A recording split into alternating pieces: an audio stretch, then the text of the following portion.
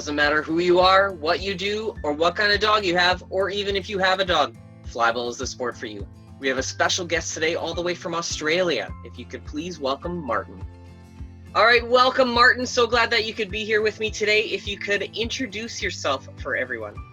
Yeah, thanks for inviting me. I'm Martin Watt. I'm from Adelaide, South Australia, and yeah, I'm also a flyball judge in Australia, and been competing for a few years. Awesome. Do you know how many years?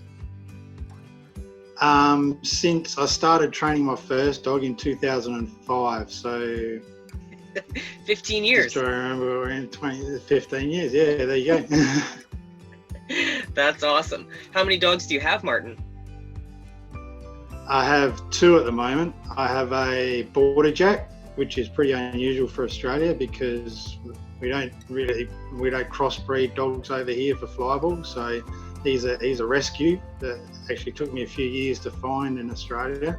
And I have an Australian breed, which is called an Australian Coolie cross. Awesome. That's cool. Are they both racing? Astro has been racing for a number of years. He's 10. My Coolie cross Nitro, he's not racing, he's training at the moment. Cool. And so what do you do for a living over there? I'm a vessel agent. I work in shipping, so big ships like container ships, cruise lines and stuff like that. We work in port to organise the ships going in and out of port. Awesome, that's cool. So what got you playing flyball? My first dog, a Jack Russell, Cosmo, when I got him for company, and then I felt guilty because when I had him, I was working in transport in trucking, and I was at work for 12 to 15 hours a day. Felt guilty leaving him home by himself, not doing anything. And I happened to see on a show on Animal Planet, Read All About It, I saw dogs doing flyball, and one of the dogs in the team was a Jack Russell, and I said, oh, that looks interesting. So yeah, and then I just found a team in my local area on the Australian Flyball Association website and started training from there. Awesome. And what team did you find back then?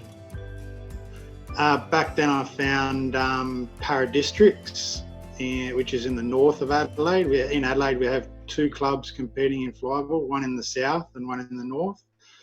And I was originally going to start training with Paradistricts, but they trained on a weeknight, which wasn't very good for my work. So I ended up starting flyball at Dover Gardens, which was the club down south, because they train on Sunday mornings. Awesome. Are you still with them this day? I am. I had gone from Dover Gardens to Paradistricts because where I lived originally was right in just outside the CBD of Adelaide, so I was right in between both clubs, so I could have gone either way. And I started flyball for a few years with Dover Gardens, and then wanted to do a bit more travel, and at that stage Paradistricts were travelling more, going to interstate competitions, so I went out with them for a few years. And then they stopped travelling as much and going to interstate competitions, but Dover Gardens had built up more people and they started going to interstate competitions, so I went back to Dover Gardens and I've been there ever since. Awesome, that's cool. So is there anything that you would recommend to someone starting out in flyball? Yeah, just have fun. I mean, that's all we're in it for, is to have fun with our dogs. Don't take it too seriously. Don't be put off. Some dogs are harder to train than others. Some dogs take a long time to train. Some dogs take months to train to get them up and racing. So the important thing is you're doing it to have fun. So just make sure you're always having fun. Awesome. When do you usually start training for flyball with puppies? We can start full training with turns and everything like that with the Australian Flyball Association rules after the dog's 1 year old, because they're still growing. We do start now doing a bit of puppy training as far as some recall stuff and training with the ball and with tugs and reward training and things like that. A lot of times we'll start that when a dog is 6 months old, and but we don't start doing any of the turns and jumps and stuff like that puts pressure on joints until the dog is 1. Awesome, that's cool. Now, is there a most memorable dog out there that you just love watching? Yeah, one of my friends in NAFA, Amanda Brown, has a dog called Thorn, and I love watching him race. It's awesome. I remember his first flyball picture was a picture of a frame with 2 legs hanging out of the back of it, and that was his first ever flyball picture because he was just too fast to catch him in the camera. I mean, he runs 3.5 seconds, so he's just unbelievable to watch him race. That's awesome. So how often do you guys practice over there? We practice every week. On a Sunday morning we have training. At the moment we're not training at all due to the restrictions. Yeah. But we train every week. We don't have training. Our training usually finishes in the end of November and doesn't start up again until March. So usually go through to the end of February, just because it's usually too hot in Australia that time of the year to be out training. And we have certain guidelines for training as well, that if forecast temperatures over, I think it's about 32 degrees, we don't train and things like that. So but we try and train once a week at least. That's awesome. What precautions and what things do you do to help with the heat that's over there? We have, I don't know if you have them over there, we have something called cool coats, which is it's like a vest that it gets dunked into water and it's got a gel inside which activates. You dry it off and it cools the dog's core temperature down. So we use cool coats. A lot of I've seen them at Can-Am as well. They have a lot of fans in crates. Well, we do that a lot here. We have a lot of fans in crates, but mainly the cool coats helps a lot with getting the dog's core temperature down. And we also use some additives to the drinking water, like chicken flavoured, just to get the dogs to drink more and to try and just to cool their core temperature down and stuff like that. Cool. And can you explain the thermometer for the heat so that when it cancels racing? Yeah, it's basically a mini weather station, and it has parameters that are set for if the temperature gets too high, humidity as well, because a lot of times, especially up in the tropics in Queensland, it might only be 30, 32 degrees, but it can be very, very humid, and the humidity is very draining. We actually had one competition in Victoria, which is unusual because it's one of the southern states, that the competition was cancelled because of the high humidity. The temperature only reached about 32 degrees, but it was about 100% humidity, which is massive. So yeah, that sort of humidity can be very draining. So they had to cancel because of that. But the weather station, it is set for lots of different parameters, and it is put on the light tree, so it's right in the ring, that it can tell you the actual weather situation in the ring itself. Wow, that's cool. How often would you guys go to tournaments? In my state, we usually have 4 tournaments a year. The Northern Club Paradistricts have 2. Our club at Dover Gardens have 2 a year, and we have the what you guys call the State Fair, which is a Royal Adelaide show, which is our agricultural show. They have 1 competition a year as well. Awesome. What would be the farthest you've been for flyball? That would be USA. I've been to Can-Am twice. I've been to the Coconut Classic, and I've been to a competition in upstate New York as well.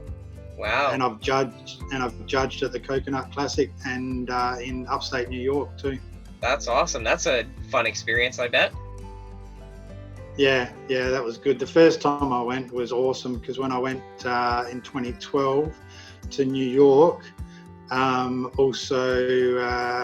there was Spring Loaded running there. So, and I got to judge when Spring Loaded were running, and that was just coming from what I'm used to, where we were doing, in my state at least back then, we were doing probably our fastest runs were about 21 seconds. And then all of a sudden to come into 14, 15 second teams, it's unbelievable. For sure. That's quite the culture shock for sure. Yeah. So you were saying you only have outdoor tournaments there, correct?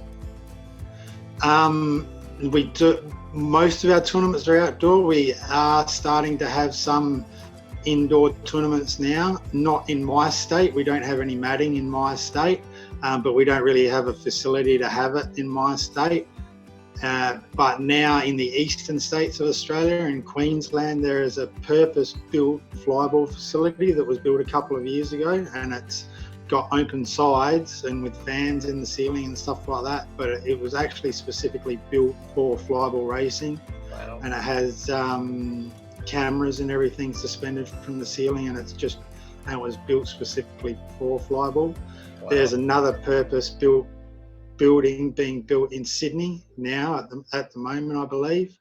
But also in Sydney and in Melbourne, they do have at some agricultural shows, and in Canberra as well, in the capital, they have matting in those states that they do have indoor tournaments there as well. That's crazy. That's cool that they have a purpose built for flyball. That's very jealous. I wish we had that around here. Yeah, it's awesome. I went up there last year to a tournament, and it was a great facility. It was all set up specifically for flyball, and it's at the RSPCA, which is the Humane Society in Queensland, on their property, and it's just great having it there. That's awesome. Now, do you have a favorite tournament that you like going to other than any of the championships? Yeah, the Coconut Classic was awesome. I love going there. It was it wasn't as big as Can-Am, where Can-Am is full on and everything's flat out all the time and so much going on, but they've got 3 rings and it's just such a friendly atmosphere, and the Coconut Classic was one of the best tournaments I've been to. Excellent. So is there a place still in the world that you would love to go, whether it's compete, train, or just watch? Yeah,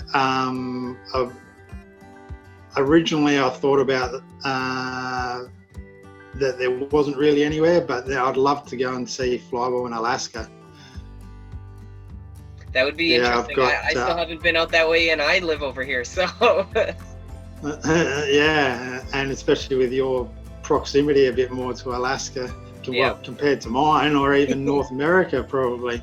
Yeah. But I wouldn't mind going up there. I've seen a lot of pictures and videos and stuff from up there, because my friend Jeff Brown, he'd been up there to judge a few times and seen around there. And also I know Curtis from Alaska Dogs Gone Wild as well. So awesome.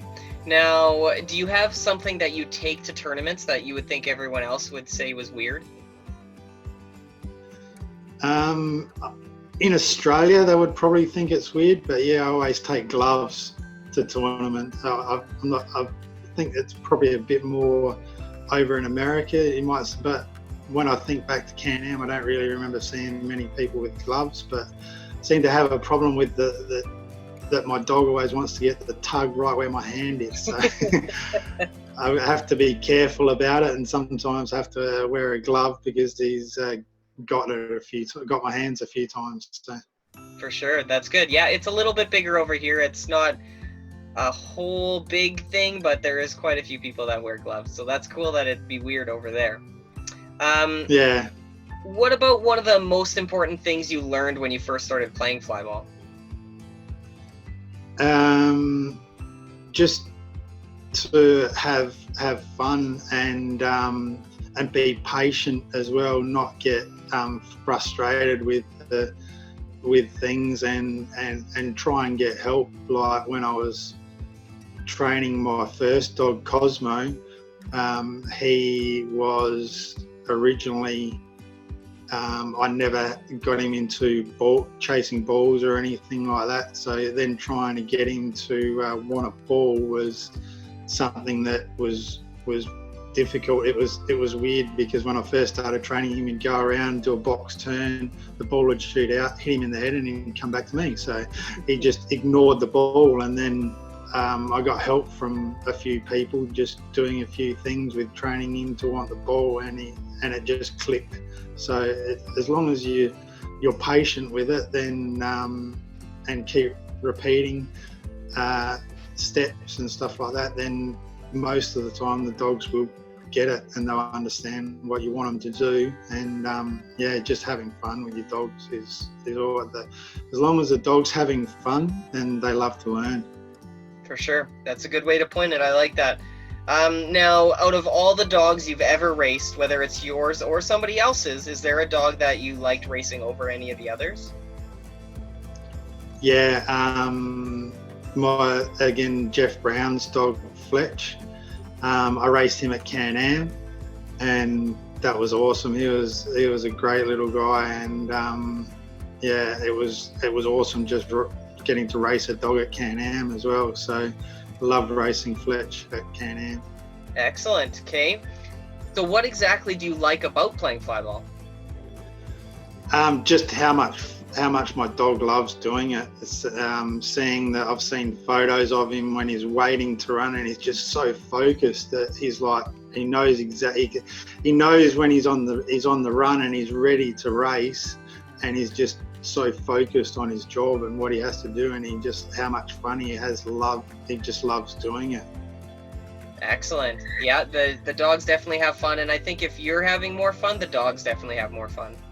Yeah, exactly. So is there a team, or maybe even just a person out there that you just love racing against? Yeah, there's in our neighbouring state in Victoria, Josh Ellen. He's a judge over there as well. He pretty much started as a judge the same time I did, and started training as a judge. And we always have great races together. And the last nationals we raced against each other, and individual, we were both start dogs as well in opposite teams, and it was just great running against him and trying to get, it was like, oh, I got a 0.2 better start than you, and everything like that. And because we were both judges as well, the judge in the ring, as soon as we were both lined up, he goes, oh, battle of the judges. So it was just great running against him. That's awesome. Now, is there a team out there that you still would really like to see race? No, not other than Alaska Dogs Gone Wild in Alaska. That would be the only thing that I'd really like to see them racing up there. I've seen most of the really good teams, or even any other teams. I've seen them all racing at Can-Am the times that I've been there. And even when a few years ago, when Flyball broke the record in the Can-Am racing, I was there for that as well. So it was great watching all that racing and everything at Can-Am. That's awesome. Now, what would be one of your earliest memories of flyball? I was still training my first dog, Cosmo, my Jack Russell, and we went to do a demonstration at an opening of the police academy here in Adelaide, and to start the whole event, they actually fired off a cannon, and it was like, well, this is unusual for flyball. There was this massive boom, and you could feel the concussion of the cannon going off from where we were, and I was like, well, this is weird, but it was, especially some of the dogs didn't really like that either. Some of them were thunderphobic, but we made sure that the dogs that went to that event weren't any dogs that were scared of loud noises and stuff like that. So That's crazy. Now, do you have another favorite memory of Flyball, whether it's on or off the racing lanes? just a lot of the travel interstate with and just outside of the ring when we're all staying together and stuff like that, just sitting around and chatting to everyone, and everyone's got their dogs there and sitting around or having a barbecue and having a few drinks at night. Just the camaraderie of the whole thing with the teams and everything like that, how much fun everyone has, and just relaxing afterwards. For sure. Now, do you have any personal goals playing the sport? Yeah, I really want to try and run a sub 4 second time with one of my dogs. So my dog Astro, he's being a border jack, he's a height dog. So he's come close. He's run a 4.075, so he was almost there. But he's 10 now, so he's probably not. He's slowed down maybe half a second, so he hasn't really slowed down that much for an older dog, but he has slowed down. So I don't think he's going to get there. But hopefully, my new dog Nitro, with everything that I've learnt over the years, we'll be able to get there one day. I have run a sub 4 dog at Can-Am, just that someone let me run, and that was awesome. So, but just the thrill of having one of my own dogs run sub 4 second would be awesome. For sure. So is there anyone in Flyball that you look up to as a mentor, whether it was when you were first starting or even now? Yeah, I always looked up to Jeff Brown, especially with my judging and everything like that, and competing, and just how friendly he was with everyone and getting along with everyone. I always looked up to him, and always used to talk to him a lot over Messenger and stuff like that, just getting advice from him and training tips and just advice on judging and things like that. So he was a big influence on me. Awesome, that's good. Now, do you have any hobbies outside of playing Flyball? There's not really a lot. I do like travel as well. I do travel a bit, go on cruises, and have been overseas to China and Vanuatu and New Caledonia, and of course to America. A lot of my travel also involves flyball as well. Anyway, when I've been over to America, I always try and get some flyball in there somewhere. But also, when I do travel, I like going and seeing a lot of the history and stuff like that. When I've been over to America, I spent a lot of time doing those sorts of things. For sure. Yeah. Now, I know we talked about the outdoor tournaments, but all right, well, I think that's all the questions I have for you. Is there someone that I could get you to challenge that would be able to do an interview with me? Do you have anyone in mind? Yeah, it would be Steve Pitt, who is the Australian Flyball Association membership #1. He's actually the one that started the Australian Flyball Association.